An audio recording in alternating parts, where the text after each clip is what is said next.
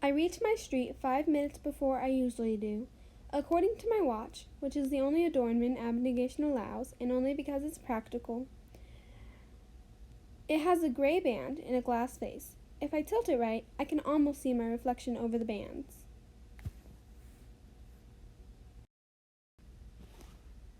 The houses on my street are all the same size and shape. They are made of gray cement, with few windows and economical, no-nonsense rectangles. Their lawns are crabgrass, and their mailboxes are dull metal. To some, the sight might be gloomy, but to me, their simplicity is comforting. The reason for the simplicity isn't disdain for uniqueness, as the other factions have sometimes interpreted it. Everything, our houses, our clothes, our hairstyles, is meant to help us forget ourselves and to protect us from vanity, greed, and envy, which are just forms of selfishness. If we have little and want for little, and we are all equal, we envy no one. I try to love it. I sit on the front step and wait for Caleb to arrive. It doesn't take long. After a minute, I see gray-robed forms walking down the street. I hear laughter. At school, we try not to draw attention to ourselves, but once we're home, the games and jokes start. My natural tendency toward sarcasm is not appreciated. Sarcasm is always at someone's expense. Maybe it's better that abnegation wants me to suppress it. Maybe I don't have to leave my family. Maybe if I fight to make abnegation work, my act will turn into reality. Beatrice, Caleb says. What happened? Are you all right? I'm fine.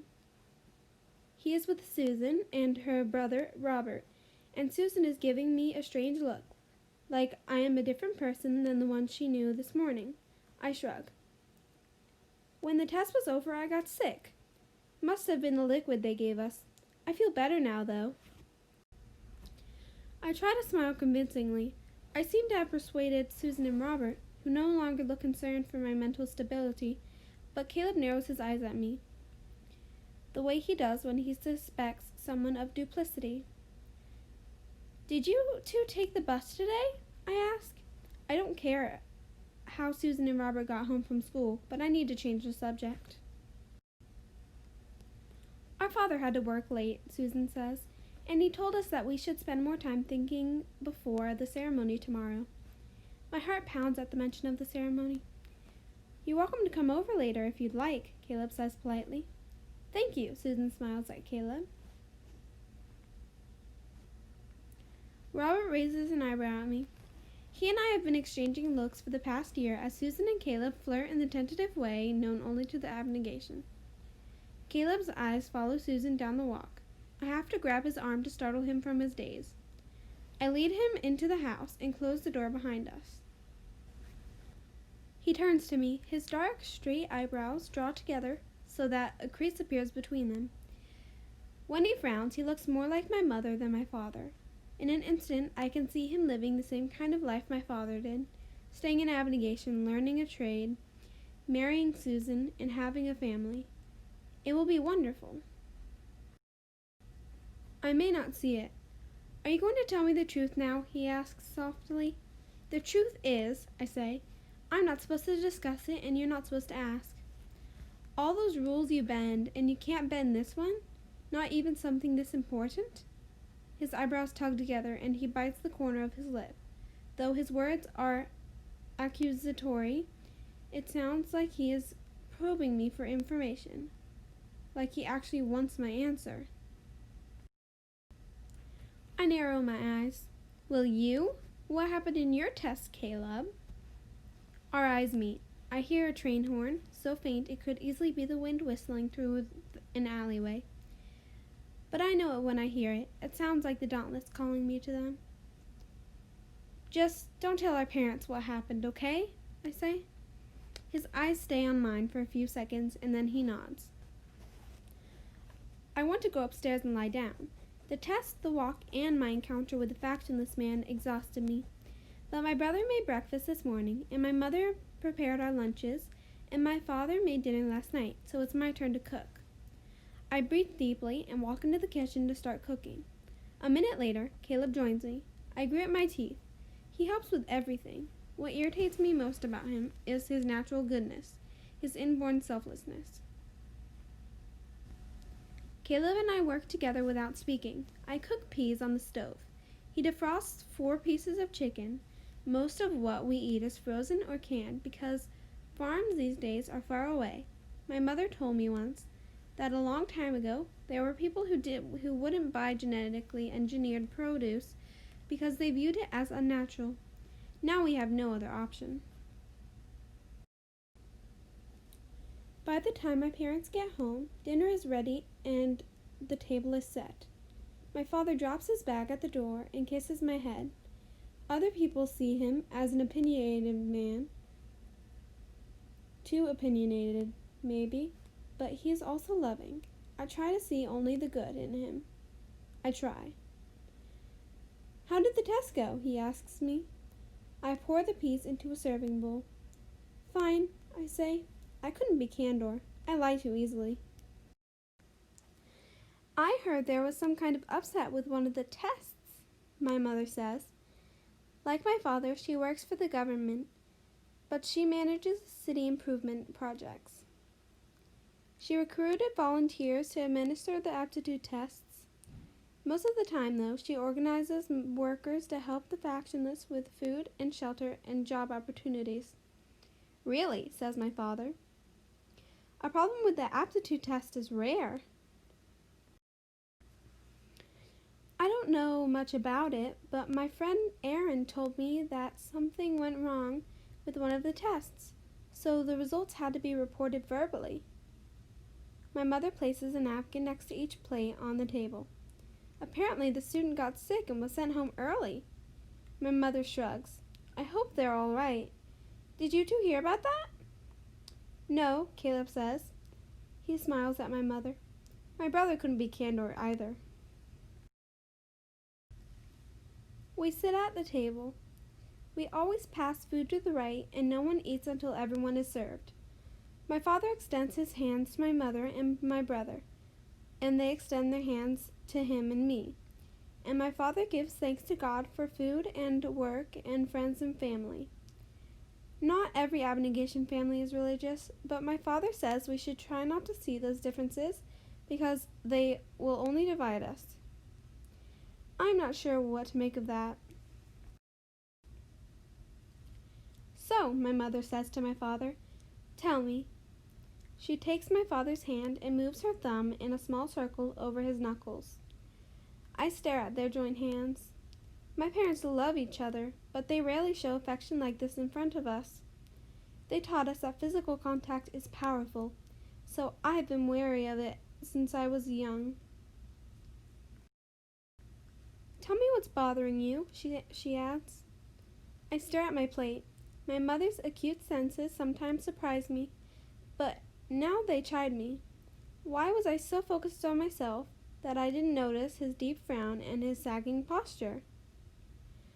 "I had a difficult day at work," he says. "Well, really, it was Marcus who had a difficult day. I shouldn't lay claim to it." Marcus is my father's co-worker. They are both political leaders. The city is ruled by a council of 50 people composed entirely of representatives from abnegation, because our faction is regarded as incorruptible due to our commitment to selflessness. Our leaders are selected by their peers for their impeccable character, moral fortitude, and leadership skills. Representatives from each of the other factions can speak in the meetings on behalf of a particular issue, but ultimately the decision is the council's. And while the council technically makes decisions together, Marcus is particularly influential. It has been this way since the beginning of the Great Peace, when the factions were formed. I think the system persists because we're afraid of what might happen if it didn't. War. "Is this about that report Janine Matthews released?" my mother says. Janine Matthews is Erudite's sole representative, selected based on her IQ score. "A report?" My father complains about her often. Caleb gives me a warning look. We aren't supposed to speak at the dinner table unless our parents ask us a direct question, and they usually don't. Our listening ears are a gift to them, my father says. They give us their listening ears after dinner in the family room. Yes, my father says, his eyes narrow. The arrogant, self-righteous... He stops and clears his throat. Sorry, but she released a report attacking Marcus's character. I raise my eyebrows. What did it say? I ask. Beatrice, Caleb says quietly. I duck my head, turning my fork over and over until the warmth leaves my cheeks. I don't like to be chastised, especially by my brother. It's said, my father says, that Marcus's violence and cruelty toward his son is the reason his son chose dauntless instead of abnegation. Few people who are born into abnegation choose to leave it. When they do, we remember. 2 years ago, Marcus's son, Tobias, left us for the dauntless, and Marcus was devastated.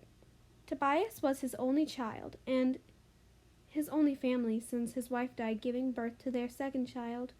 The infant died minutes later. I never met Tobias. He rarely attended community events and never joined his father at our house for dinner. My father often remarked that it was strange, but now it doesn't matter. Cruel? Marcus? My mother shakes her head. That poor man, as if he needs to be reminded of his loss.